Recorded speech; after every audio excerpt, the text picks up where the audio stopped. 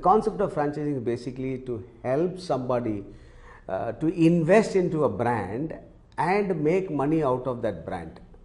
And the way I looked at it is for franchising is that if I have a good brand, I am able to sell the brand to somebody as a franchisor. Why should I choose a existing brand instead of starting my own brand? This versus that. Yeah, so basically everybody talks about startup. Somewhere you have to start. Right. Now once you start, you're building a brand. In 9 days flat, you can start a business. Just 9 days. Hi everyone, welcome to Taalk Studio. And in today's Founder Start, we have Dr. Chacko, who is the CEO of Franchising the Rightway. And there's a lot of interesting facts about him. And I've known him for a long time on LinkedIn, and we used to follow him. And there's a lot of interesting things. I mean, always he's kind of an energetic person. Can always see the positive vibe in it, whatever he does.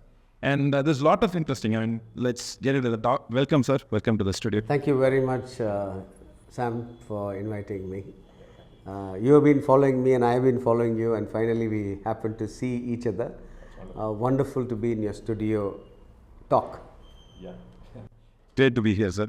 And so I have, let me get into the point. So it's quite interesting to see, there's a lot of interesting facts like your educational background, the way you got into this area. Why did you choose franchisee over a lot of other options? Well, for me, franchising, 1990 I started my career selling, computer education in schools. That was my first job. Later I moved into franchising with companies like SSI, which was one of the oldest, those days, early 90s and all. You find this company franchising. Then I moved into Aptech. Then I went into NIT. These are all companies that you want to actually work in those days. So I worked for these companies, and later I moved to CAD Center, which is Chennai-based, computer-aided design company. And I got an opportunity to work with these companies, and I understood the franchising concept. The concept of franchising is basically to help somebody to invest into a brand and make money out of that brand. And the way I looked at it is for franchising is that if I have a good brand, I am able to sell the brand to somebody as a franchisor, and a franchisee who takes my franchise business is able to make money using my brand. So I worked with the franchisors and franchisees, and I found that the synergy between them, there should be a great relationship, and also market study, market products, so a lot of things. For example, in franchising, I get to work not only with one particular department, but with many departments. For example, sales, marketing, R&D, digital, supply chain management. So I get to know, and also P&L of any company. Now this is, I can do this all-round learning, and I learned this from 1990, my first job, till my last assignment with Naturals. So I'm very passionate about franchising, and I really love franchising. That's how I got into this industry. Wonderful. So being, I know that you have a 35 years of experience. That's a huge experience in any industry. So with all this experience, how do you identify a potential brand that can be franchised? From a investor standpoint. Very nice question that you asked me. Today everybody is franchising their brand, right? But whether it is right or wrong, I am not here to say whether it is right or wrong, but I know as a franchisee, if you are going to take a brand which is started yesterday and you want to invest in that brand, then you are going to lose your money. Unless it is big brands like Reliance or Tata's or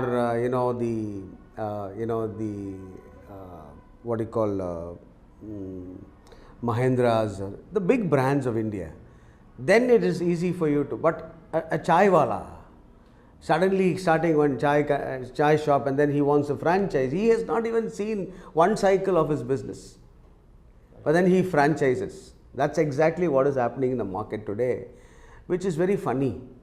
right? Where the franchisor has not even crossed minimum once life cycle. In those days, unless a company has done about 5 or 6 cycles, they don't franchise. But today, everybody franchise next day. You start a brand and then you want to franchise immediately. That's not a right sign. So you ask me the question: how do you identify companies? And so somebody who has done the cycles of businesses, and somebody who has built a beautiful outlet and then it is profitable, then people will start coming and asking. For example, some bakeries, right? There are a lot of bakeries which are coming up, which is good bakeries, right? The salon companies, today skincare and hair care has become another services. Nails have become a new service. So there are a lot of different services that are coming out in the market, and which company are you partnering is very important. So any investor who wants to partner with a company should know the company's ethos, brand norms, what is the kind of spend that they will spend for the brand building exercises. So there are a lot of nuances that you need to know about franchising. So how do you identify a franchise? The company which will support the franchise business. Handhold, walk you through systems and processes. The important thing of franchising is nothing but systems and processes. Most of them will not have systems and processes. They'll say, as we move, we'll pick up this. And that's not the place that you need to invest money, because if they don't know, how will they teach you? So you need to find companies, good companies. So the way I tell is, suppose you are taking in one segment, right? Any segment, right? Retail or beauty or maybe restaurants, whatever. Look at the first 5 companies. Then identify what are the cost implications of buying this franchise. Then you decide what kind of support systems do they have, how many stores they have. Is the owner selling himself, or does he have a team of people to sell the brand? These are some of the things that you need to look at. And then what kind of support systems that they have is very important when you buy a franchise. So that's a very interesting perspective. I know that you have worked in brands to expand them internationally, globally, and there are a lot of beauty brands that you worked, right? So I would understand, a brand can, if a brand is found, it started in India, and when they want to expand in other foreign countries or different cultures, beautifully. So what are the parameters you look at? It may work in India. How do you know that it will work in US? For example, any other country. How do you, Let's see, for example, very logical, KFC or a McDonald's was a brand from the US. Yeah. How did it survive here? Yeah, true. Initially it was like, we don't used to have it, but people started taking it. Yeah, but then somebody invested that kind of money to bring that brand into this place. The first guy, the first mover advantage somebody had when they brought this, right? Then now they are franchised across and they're making money. Now the same way, but then as you rightly said, that's all big brands, right? So universally you have a reach. Right? And people, when they crisscross continents, they have eaten in these outlets. Right. That's how the brand is being built, and it takes about quite a lot of time for you to reach there, right? But Indian brands, that's a very challenging question that you asked me, because Indian brands now have started looking at markets outside India. But there are bigger brands which have, for big companies, have already gone into other countries like Tata's or. But again, the smaller brands and especially food brands have now started going to Dubai as a place. The reason being, you'll find Indians there. So that is the way to look at where are the diaspora. Correct. Is the brand very popular in India? Then the diaspora will start. Haldiram's is a classical example. It's a North Indian brand, but very popular in North India. So wherever you find North Indians, Haldiram will be a success. Right? So we need to identify such pockets in different countries and look at finding the right franchisee who would invest that kind of money and also be passionate to take this brand across the continents. So we need to find that one person who is passionate to do this business. It's not easy, right? And also they should have good money and also support locally so that they will be able to scale up. So identifying that person is very important. So my next question is, if I want to start something, if I want to start my own company, why should I choose a existing brand, as a franchisee, instead of starting my own brand? This versus that. Yeah. So basically, everybody talks about startup. Somewhere you have to start. Right. Now, once you start, you're building a brand. You're trying to build a brand. Right. It takes about at least 3 to 5 years to build something on your own. But here in franchising, the day you decide, you can just pay the money, and it's a plug and play model, right, where you are able to give money. The company has set up the processes already. They know how to come help you and make you successful. So starting your own versus franchising, if you ask me, 70% success rate when you start a franchise business, because identification of the location, identification of the vendors, everything is done by the franchisor. So it becomes easy for you to start. I know one brand that I'm actually consulting right now, which is called Blossom. Okay.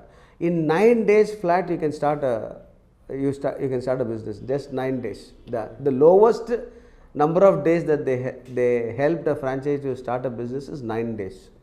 9 days you will be operational. In 9 days, the company was operational. The franchisee was franchise store was operational. Oh. Generally, if you take a salon brand, it will take about 60 days to operate, right? But there are brands which, retail brands can start very quickly because it's a plug and play model. So success rates, when you take a franchise, you can, be successful and be assured of returns. But when you are starting your own, it takes time to understand the entire nuances of business, and so therefore chances of success or failure is higher. We don't know, but this is a proven model. That's why franchising is a better option. Yeah, so that's interesting. So what are the checklists I have to look at when I wanted to invest in a brand? Sam, you're actually asking me to give me all my secrets, okay? So that's not fair. But again, I want to tell you, franchising nothing but checklist. That the right word that he used is a checklist. Now, different processes that you need to follow, for which you need to actually write processes. The next thing that you talk about in a franchising business is SOP, standard operating procedures. Now, these are two things. Checklist and SOP are two different things, but this is what is required to start a franchising business. So, how do you choose a location? What are the HR policies? Everything is already done and kept by the franchisor. It is given to the franchisee to read through, understand, and there could be probably an induction program given by the franchisor to ensure that you understand. In the European countries, it's not just giving franchise just like that, right? It's like marriage.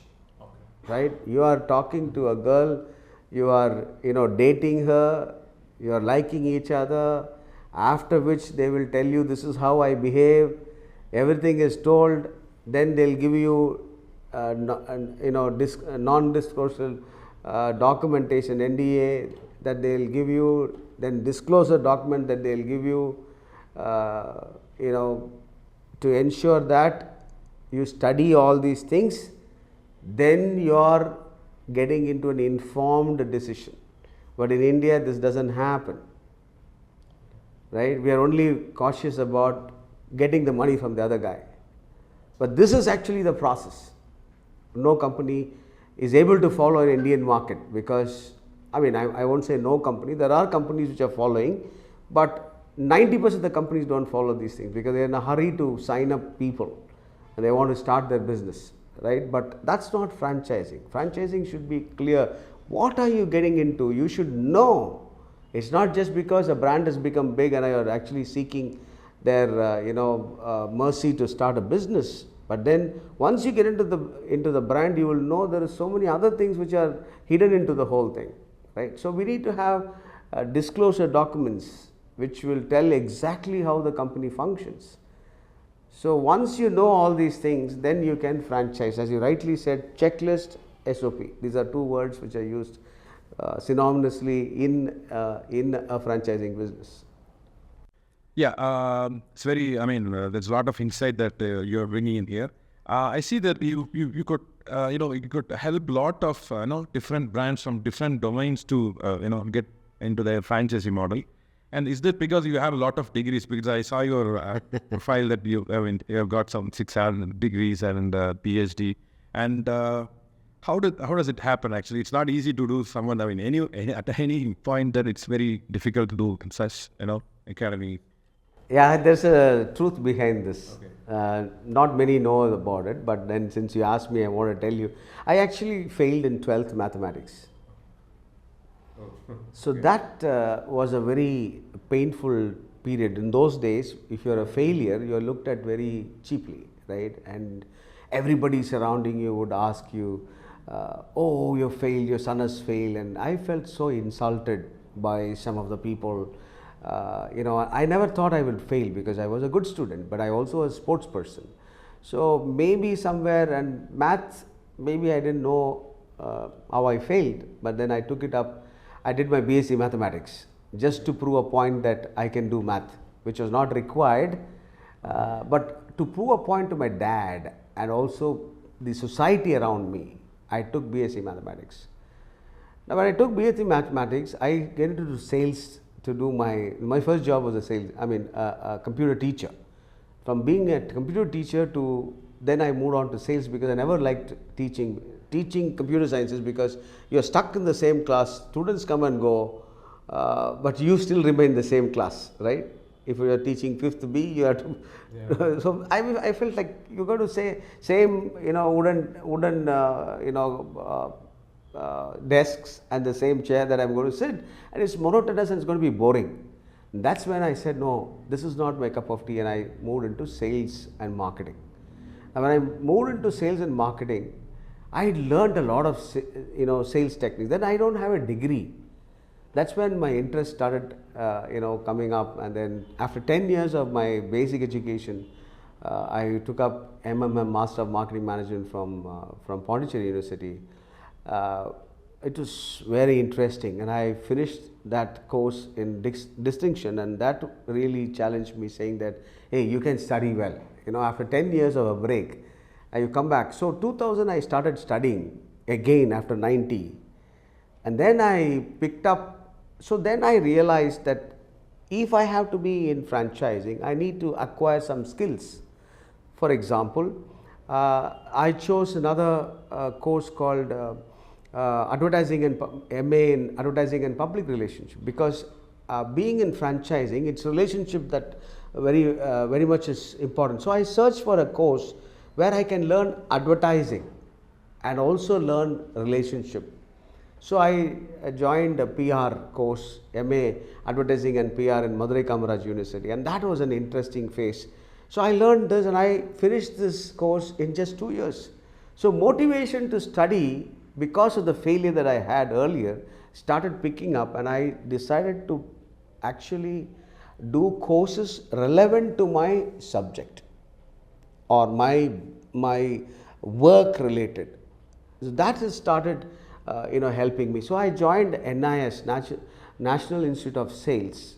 When I joined National Institute of Sales, it's one of the premium sales institution those days, and I got an opportunity to study in that. And when we are sitting in the class and we do case studies and actually role plays, I felt like I already have these skills. Last 10 years I've been doing this, and here I'm learning theory. So this really gave me an opportunity to pursue my degrees continuously. And one of the things that I did was my leaves that I had, your CL or PL or whatever you call, I kept it for my educational purposes. That's how I was able to do about 8 degrees that you have seen in my CV. And constantly studying has actually helped me to keep up abreast with what's happening in the industry. And I also attend a lot of seminars and workshops, and I'm also a workshop and a seminar speaker.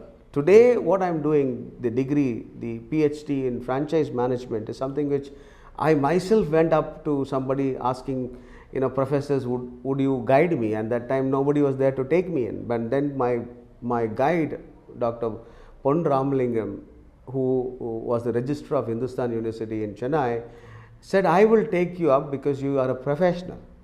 But then you know the subject very well. I will help you to crystallize it and help you to get those questionnaires and stuff like that. But then it's your responsibility to complete your PhD. So he put the onus on me, but he was a very nice guy that I have ever seen in my life. He was such a wonderful person. Unfortunately, he's no more. I really feel sad because he's one of the best guys that I ever had in the academic side, who would really encourage me to do it. I actually took 8 years to finish, but then his persuasion, because sometimes we get caught up in work, and I used to forget the studies, but then he would call me and say, Chacko, you have not finished, why don't you? So what is happening right now, Sam, is that I have formed a 1-day, 2-day, 3-day workshops on franchising, and I want to create good franchising companies in India. That's my passion. So I started doing workshops. We have done in Chennai about six workshops I have done in Chennai and in Erode, and I've been invited by IIM to do a program for 3 days in IIM. So I mean, the passion in developing brands is very much inside, and studies is something I really love to do. Leadership and family wellness, these are 2 areas, and third one is franchising. 3 areas I have actually locked in, where I am pursuing many things in this particular areas. That's interesting. So what do you do with family wellness? Well, many years ago I started working on, I'm a psychologist actually. So I have one of them, yeah, one of my degrees. So I have an MSc in psychology, and I also have a MA in Family Life Education. It's a course from the US. So I happen to, one of the things that every owner in business would actually struggle when you are married, you don't know how to balance your wife and your business. So, and it happened to me because I used to travel 165 days in a year, and I know what my wife used to do. She used to struggle handling children and school.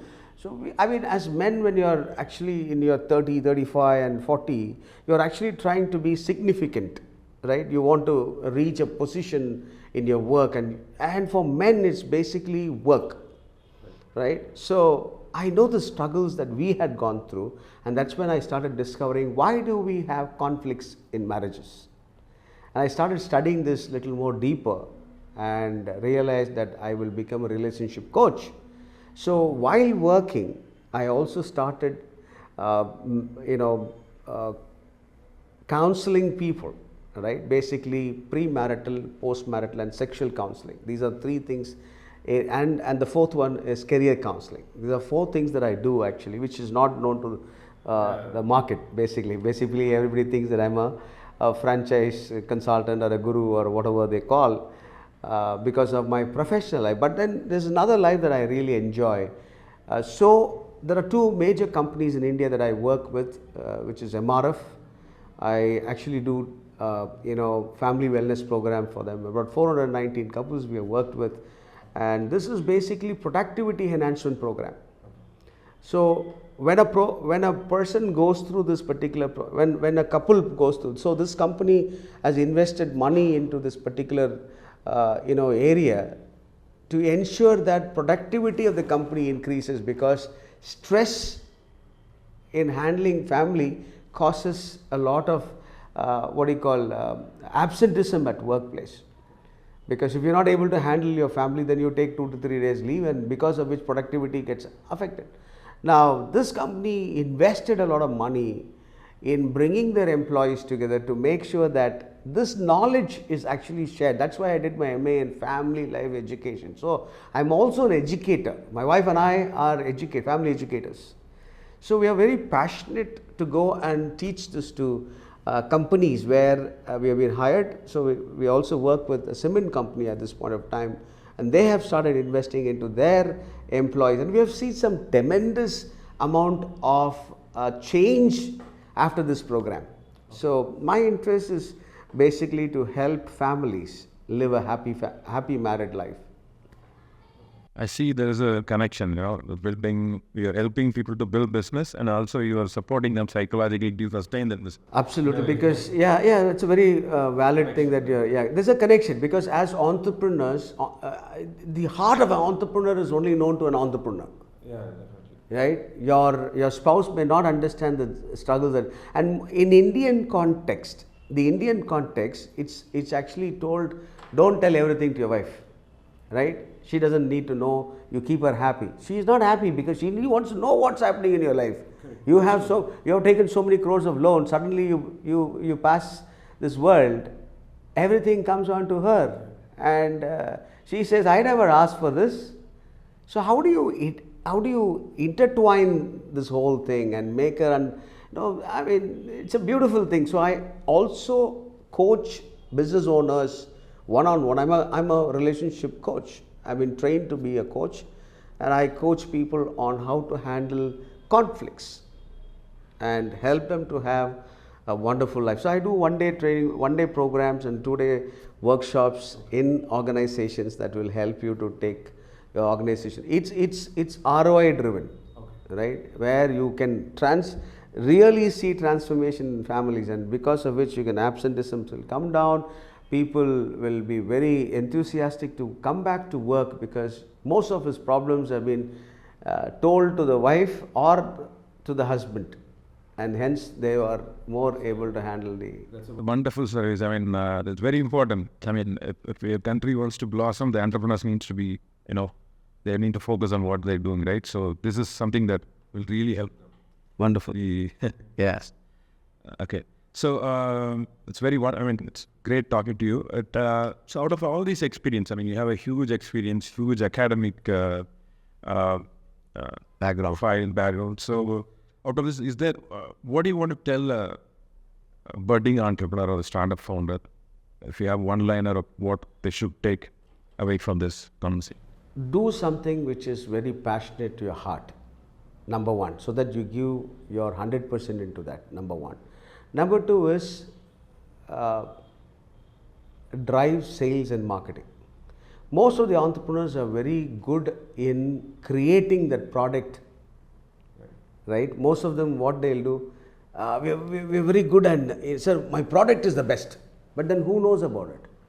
So a good entrepreneur or a startup entrepreneur should spend, product is very important. R&D of products, giving the best product is very good, but if people don't know about your product or services, there's absolutely, it will be inside your office. So the best thing that a startup guy should think about is creating the product. Yes, after some time, the startup guy should actually start thinking. If he's not good at it, you need to hire a co-founder who will actually be a sales and marketing guy, who will take this product to the masses. Today with digital, your